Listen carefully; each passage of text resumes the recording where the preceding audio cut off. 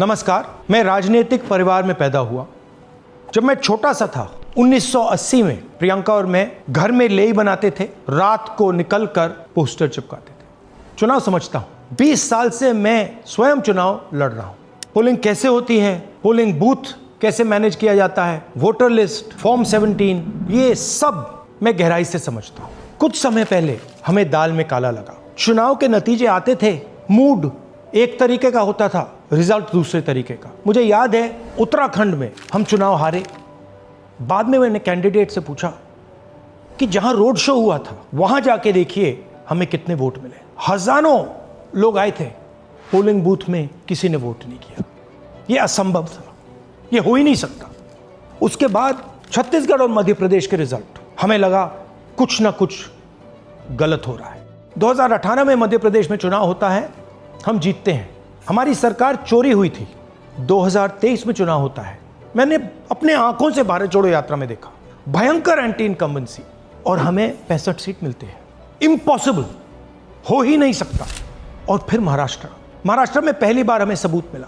विधानसभा और लोकसभा के बीच में जादू से नए वोटर आते हैं, और जहां भी इन नए वोटर्स ने वोट किया वहां वोट बीजेपी को गया। महाराष्ट्र चुनाव के बाद जब हमें डाउट हुआ, हमारे गठबंधन के सारे नेताओं ने प्रेस कॉन्फ्रेंस किए और हमने इलेक्शन कमीशन से कहा कि आप हमें वोटर लिस्ट दीजिए, वीडियो रिकॉर्डिंग दीजिए।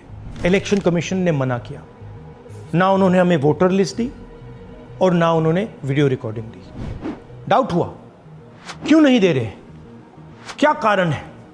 तो हमारे दिमाग में सवाल उठा, क्या इलेक्शन कमीशन बीजेपी की मदद कर रहा है? क्या इलेक्शन कमीशन ही इलेक्शन को चोरी करवा रहा है? इसके बाद हमने एक टीम सेटअप की और हमने उन्हें कहा कि आप जाइए, एक कंस्टिट्यूएंसी में जाके ढूंढिए, सच्चाई ढूंढिए, किस प्रकार से चीटिंग की जा रही है, किस प्रकार से ये काम किया जा रहा है और कौन कौन इस काम को कर रहे हैं। सबसे महत्वपूर्ण बात यह है कि इलेक्शन कमीशन डिजिटल डेटा नहीं देता है, फिजिकल डेटा देता है। मतलब लाखों कागज में वोटर लिस्ट दे देगा, मगर डिजिटल वोटर लिस्ट किसी को कभी नहीं देता है। क्यों नहीं देता? कारण क्या है?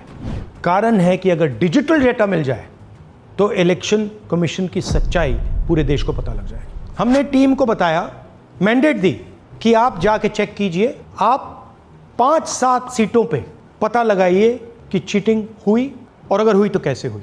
टीम ने हमें एक दिन बताया कि 5-7 सीटों पे काम किया ही नहीं जा सकता। क्यों? मैंने उनसे पूछा क्यों नहीं किया जा सकता। उन्होंने मुझे ये कागज दिखाए। ये जो कागज हैं, ये एक लोकसभा के कागज नहीं है, ये एक विधानसभा के कागज है, और इन कागजों को हमने मैन्युअली सॉर्ट करना पड़ा। और पूरा का पूरा काम जो हुआ है, इसमें 6 महीने लगे हैं, और एक असेंबली सीट में हम ये काम कर पाए हैं। क्यों? क्योंकि डिजिटल डेटा नहीं दिया जाता। अगर इलेक्शन कमीशन ने हमें डिजिटल डेटा दिया होता तो हम ये कार्रवाई पूरे देश में, हर लोकसभा में, हर विधानसभा में 15 मिनट में करके दिखा देते। हमारे पास अनलिमिटेड रिसोर्सेज नहीं है, इसलिए हमने ये रिसर्च सिर्फ एक लोकसभा में, एक विधानसभा सीट में की। मगर मुझ में अब पूरा भरोसा है कि ऐसी 100 से ज्यादा सीटें हैं हिंदुस्तान में। जो यहां हुआ है उन सीटों में भी हुआ है। और याद रखिए, अगर बीजेपी को 10-15 सीटें कम आती तो आज नरेंद्र मोदी प्रधानमंत्री नहीं होते, इंडिया गठबंधन की सरकार होती। जांच ने 5 तरीके की चोरी पकड़ी है। डुप्लीकेट वोटर, जिसका मतलब एक वोटर के नाम वोटर लिस्ट में अनेक जगह आ रहे हैं। फेक एड्रेस, मतलब एड्रेस है ही नहीं, या फिर house number 0। Bulk voter in single address, मतलब एक छोटे से घर में 40, 50, 60 लोग रह रहे हैं। इनवैलिड फोटोज, छोटी सी फोटो है या फिर फोटो ही नहीं है, और वो जो छोटी फोटो है वो दिखती भी नहीं है। कौन है, किसका चेहरा है, नहीं पता लग सकता। Misuse of form 6। Form 6 first time voters के लिए होती है, मतलब जिनकी एज 18-20 साल की हो, मगर वोटर लिस्ट में 90 साल के लोग फॉर्म 6 का प्रयोग कर रहे हैं। चुनाव में 6,50,000 वोटर थे, उसमें से 1 लाख चोरी के थे। अब मैं आपको 5 उदाहरण देता हूं। ये देखिए, गुरकीरत सिंह डांग, इसका नाम 4 अलग अलग बूथों पे आता है। ये कैसे हुआ और क्यों हुआ? एक और उदाहरण, विशाल सिंह, वाराणसी में वोटर लिस्ट में नाम है और बेंगलोर में 2 बार वोटर लिस्ट में नाम आता है। क्या ये वाराणसी में वोट कर रहे हैं या बेंगलोर में वोट कर रहे हैं या दोनों जगह वोट कर रहे हैं? एक और उदाहरण देखिए, हाउस नंबर 0। तो आपने कभी सुना है हाउस नंबर 0? हमने तो नहीं सुना था, मगर बेंगलोर में हजारों हाउस नंबर 0 हैं वोटर लिस्ट पे। हाउस नंबर 35 की कहानी सुनिए। छोटा सा घर है, ज्यादा से ज्यादा 4 लोग रह सकते हैं, मगर इस 35 में 80 लोग वोटर लिस्ट में रजिस्टर्ड है। ये ERO ने कैसे अप्रूव किया, क्यों अप्रूव किया, पता लगाना है। अच्छा, अब ये देखिए वोटर लिस्ट, इनकी फोटो देखिए, या फोटो है ही नहीं या फिर छोटी छोटी फोटो है जो दिख नहीं सकती। इन वोटर आईडीज पे वोट दिया गया है। अब मैं आपको बताता हूं शकुन रानी की कहानी। फर्स्ट टाइम वोटर बनी है, 70 साल की आयु है। एक बार फॉर्म 6 का प्रयोग किया और उसके कुछ ही महीने बाद दूसरी बार फॉर्म 6 का प्रयोग होता है। 2 बार इनका नाम वोटर लिस्ट में आता है और फर्स्ट टाइम वोटर की लिस्ट में आता है। ये फर्स्ट टाइम वोटर हो ही नहीं सकती। तो क्या शकुन रानी जी ने वोट किया या किसी और ने शकुन रानी जी के लिए वोट किया? ये ही छुपाने के लिए CCTV का डेटा हमें नहीं दिया जा रहा है।